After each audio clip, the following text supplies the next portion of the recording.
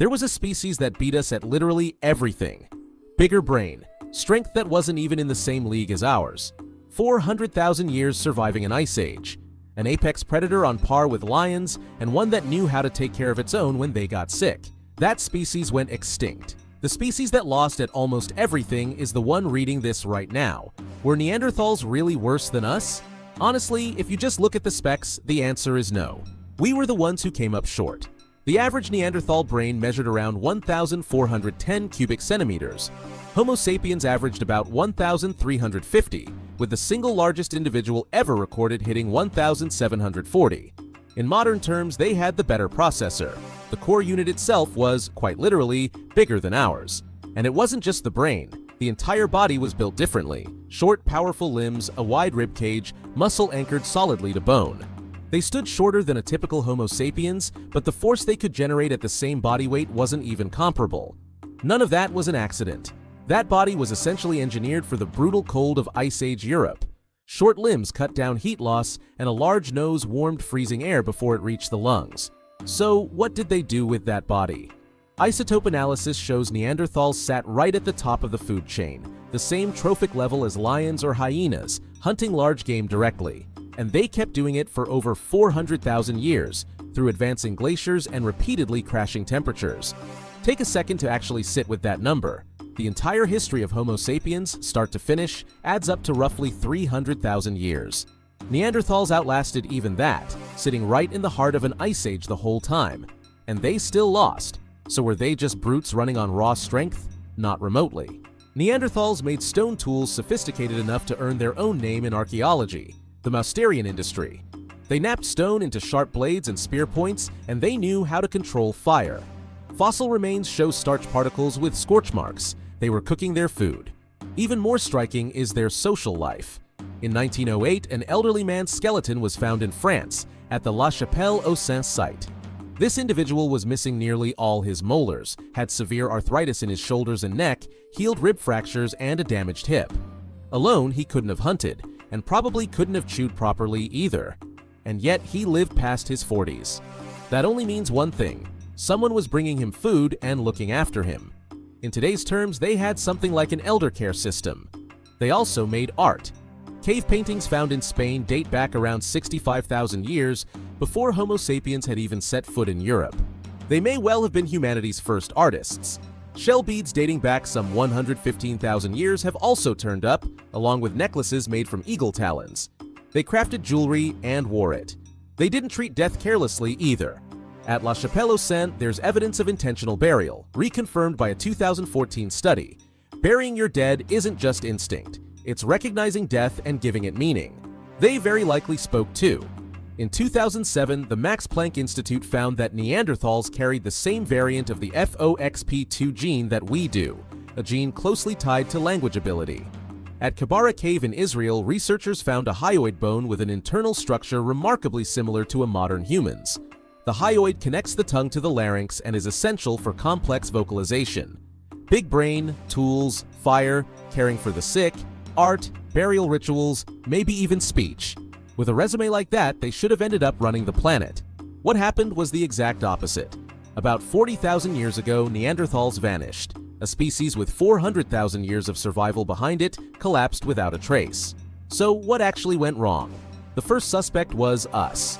The massacre hypothesis claims that once Homo sapiens arrived in Europe, they directly wiped Neanderthals out. And there's evidence for it. A Neanderthal skeleton found at Shanidar Cave in Iraq shows a wound consistent with a spear strike. Similar marks turned up on bones at Le Roi Cave in France. At first glance, it sounds pretty convincing. But there's one thing that doesn't fit. There's no evidence anywhere of large-scale conflict. Wiping out an entire species through warfare requires sustained, systematic fighting, and that kind of evidence has never turned up at a single site. On top of that, the two species coexisted in Europe for anywhere from roughly 2,600 to 5,400 years, depending on the region. Imagine two completely different peoples living for thousands of years in neighboring cities, with actual evidence of shared culture between them. That looks a lot more like neighbors than warfare. Thousands of years sharing the same land doesn't square with extinction by combat. The massacre hypothesis falls apart right here. So what was the real cause? The second suspect was the planet itself, the climate hypothesis. During the Neanderthals' time, sudden cold snaps known as Heinrich events kept recurring, temperatures crashing hard, not once but multiple times. For small groups already living on the edge, each of those episodes could have been a death blow. On top of that, there was an energy problem. Maintaining that sturdy build and that oversized brain was expensive. A Neanderthal burned somewhere between 100 and 350 more kilocalories a day than a Homo sapiens did. Covering the same distance, their body was essentially a gas-guzzling SUV. As prey grew scarcer during the Ice Age, that gap could have decided who survived. Their hunting style put them at a disadvantage too. Neanderthals relied on ambush hunting, hiding behind a tree and striking when an animal got close. But as the Ice Age deepened, forests kept vanishing, and with them, the places to hide. Still, take a step back and something doesn't add up. Neanderthals had already survived 400,000 years of ice ages. They were, almost by definition, cold weather specialists. If cold alone were the cause, they should have died out long before this. Enduring 400,000 years only to collapse on the very last stretch, climate alone isn't a complete explanation. The next suspect comes at it from a different angle entirely: the weapons gap. Call it the projectile weapon revolution hypothesis. Homo sapiens invented the spear thrower, also called an atlatl, a tool that extends the arm's reach and lets a spear be thrown much farther. Later came the bow and arrow. Between someone who can bring down a deer from 100 meters away and someone who has to close within 10 meters, who's taking less risk? Who can bag more food for less energy spent? Neanderthals were close combat hunters, driving a spear directly into an animal by hand. Every hunt meant risking a broken bone or a wrecked joint. Holding roughly the same category of weapon, they fought in a completely different way. Clothing was another problem. Homo sapiens invented the needle, which meant they could sew hides into clothing that actually fit the body. Neanderthals never developed the needle. At best, they were wrapping loose hides around themselves. In the dead of an ice age, the gap between having properly tailored cold weather gear and not having it wasn't a minor detail. The projectile weapon hypothesis is genuinely compelling, but on its own, it's still not enough to explain an entire species disappearing. If technology were the whole story, they could simply have learned it. And in fact, Neanderthals showed real skill in stone toolmaking. Up to this point, Neanderthals look like they just got a bad break. Not war, not cold, not weapons alone. But the most recent research points somewhere entirely different. Massacre, climate, and weapons, none of them work as a standalone answer. No single cause explains this extinction. The real key to what happened was buried much deeper. The decisive difference wasn't the size of the brain, it was how that brain was being used. The Neanderthal brain averaged 1,410 cubic centimeters, clearly bigger than ours. But recent research has found that what mattered wasn't the size, it was the internal structure. Neanderthal brains had an unusually developed occipital lobe, the region responsible for processing vision. Big eyes, sharp eyesight, a brain nearly optimized for spotting distant prey in the dim light of a cave. Homo sapiens brains, by contrast, had more developed frontal and temporal lobes, the regions responsible for social behavior, language, and planning. A study published in Science in 2022 found that a gene called TKTL1, present only in Homo sapiens, produced far more neurons in the brain's cortex. In today's terms, it's the difference between a computer built around a top-end graphics card and one built around a powerful CPU. No matter how good the graphics card is, it's the CPU running the operating system. The Neanderthal brain was extraordinary at seeing the world. It fell short at changing that world together with other people. And here's the part that gets genuinely unsettling. The brain gap was only the beginning. The real divide opened up in society itself. Neanderthals lived in small groups of about 15 to 25 people, with almost no contact between one group and another. A 2024 study published in Cell Genomics shows this even more starkly. Right up until extinction, Western European Neanderthals were scattered across isolated small groups. The researchers themselves called it an asocial lifestyle. Homo sapiens, by contrast, built societies of around 150 people, with active exchange networks running between separate groups. Think of two companies, one with a 15-person team, the other with 150 people collaborating. Which one holds up better in a crisis? It's easy to picture if you think of a small independent shop versus a franchise chain. On a normal day, both run fine. But when a crisis hits, which one collapses first? The independent shop, with no headquarters backing it up and no help coming from the shop next door. That's essentially what Neanderthal society looked like. There was a timing issue on top of that. Neanderthal children's adult molars came in around age 6. For Homo sapiens, it was around age 10. That 4-year gap means Neanderthal childhood was significantly shorter. They grew up fast, became independent fast. That sounds efficient at first glance, but it also means a lot less time spent learning from adults. And there were barely any grandmothers. In Neanderthal society, the elderly made up only about 39% of the younger population's numbers.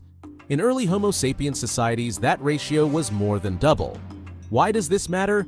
Because accumulated experience requires people who live a long time. A society without grandmothers had to start from scratch, over and over, where the good hunting grounds were, which berries were poisonous, what to prepare before winter hit. That kind of knowledge never made it cleanly across generations. It kept breaking off. At this point, you have to look at the numbers. The total Neanderthal population sat somewhere between 5,000 and 15,000 individuals. The effective population, the number actually contributing to reproduction, was somewhere between 1,000 and 3,500. Fewer people than in a single neighborhood of any major city. And a 2025 genetic dilution model produced a genuinely striking calculation. With repeated small waves of incoming Homo sapiens, Neanderthal genes would be almost entirely replaced within 10,000 to 30,000 years. This wasn't warfare, it was math.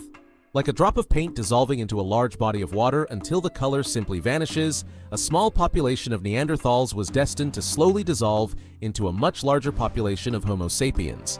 What's even more surprising is that this crisis started before they'd even met us. A study published in early 2025 found that Neanderthal population numbers crashed sharply around 110,000 years ago. Genetic diversity between early and late Neanderthals had already dropped significantly by then. In reality, they were already in serious trouble before ever encountering Homo sapiens. And finally, there was an invisible enemy. The Homo sapiens arriving from Africa brought tropical pathogens along with them, intestinal parasites, herpes-type viruses, among others. Homo sapiens had generations of built-up immunity from living alongside those pathogens. Neanderthals had none. Think about contact between indigenous Americans and Europeans. It wasn't guns that killed the most people, it was smallpox. Something very similar likely happened here, tens of thousands of years earlier. The invisible enemy was, by far, the most dangerous one of all. Brain structure, society size, childhood length, the presence of grandmothers, population size, and disease. On its own, none of these might have been fatal, but all of them overlapped at once. The specs were excellent, the architecture didn't hold up. But the most recent discovery is that Neanderthals didn't actually disappear completely. What does that even mean? In 2010, Swedish geneticist Svante Pääbo published a paper that turned everything upside down. He'd reconstructed a draft Neanderthal genome from ancient bones. And inside it, he found something remarkable. The DNA of people alive today carries on average about 2% Neanderthal genes. That discovery earned him the 2022 Nobel Prize in Physiology or Medicine. It wasn't extinction, it was absorption. Interbreeding between the two species began around 47,000 years ago and continued for roughly 6,800 years. But in 2025, a Princeton research team revealed something even more surprising. It wasn't a single event. Across a span of some 200,000 years, the two species met and interbred at least 3 separate times. And there's an interesting pattern to it. It was mostly Neanderthal males pairing with Homo sapiens females. The proof is that Neanderthal mitochondrial DNA has never once turned up in a modern human, and mitochondrial DNA passes down strictly through the maternal line. So how much of that remains in our bodies today? Europeans carry 1.8 to 2.4%. East Asians carry 2.3 to 2.6%, roughly 30% more than Europeans. And those are just averages. You personally could carry more or less. On paper, it's barely 2%, but that's not just some archaeological leftover. Right now, in this exact moment, it's actively at work inside your body. Start with the immune system. There's a gene called TLR, a kind of sentinel that sounds the first alarm the moment a virus enters the body, and it came from Neanderthals. Here's something even closer to home. You probably know someone who had an unusually rough time with COVID-19. A Neanderthal gene sitting on chromosome 3 doubles the risk of severe illness. Meanwhile, a different Neanderthal gene on chromosome 12 cuts that same risk by 22%. The exact same Neanderthal inheritance. For some people, a liability, and for others, a shield. Skin color follows the same pattern. The spread of light skin across Europe involved a Neanderthal gene called MC1R. SLC16A1, a gene that raises the risk of type 2 diabetes, also came from Neanderthals. There's even research linking the tendency to be a natural early riser to a 40,000-year-old gene. If you've ever had an unusually brutal case of COVID, that might, quite literally, be a 40,000-year-old inheritance. Picture a river. It wasn't a big river swallowing a small one. It was two separate currents merging into a single flow. Neanderthals didn't go extinct, they merged with us. Right now, inside the body of everyone watching this, they're quietly, still alive, 40,000 years later. Bigger brain, more strength, more resistance to the cold. The species that led in every single speck disappeared. There was no single culprit. A society too small, a childhood too short, a population too thin, several small weaknesses quietly stacked on top of each other, and the clock ran out on a species that had endured 400,000 years. But they didn't vanish completely. Their trace is still in the body of everyone watching this right now, in the immune system, in the skin, maybe in the eyes that opened early this very morning. Maybe Neanderthals didn't lose the competition at all. Maybe they found a different way to keep going, by becoming part of us. Calling it extinction almost undersells how close they still are. The people we assumed vanished 40,000 years ago are, honestly, still right beside you. Tell me in the comments, if Neanderthal genes really are running in your body right now, where do you think it shows up most? Your immune system, your skin, or those early mornings you never actually chose to have? And if digging up buried history like this is your kind of thing, hit subscribe. There's a lot more written inside us that we haven't uncovered yet.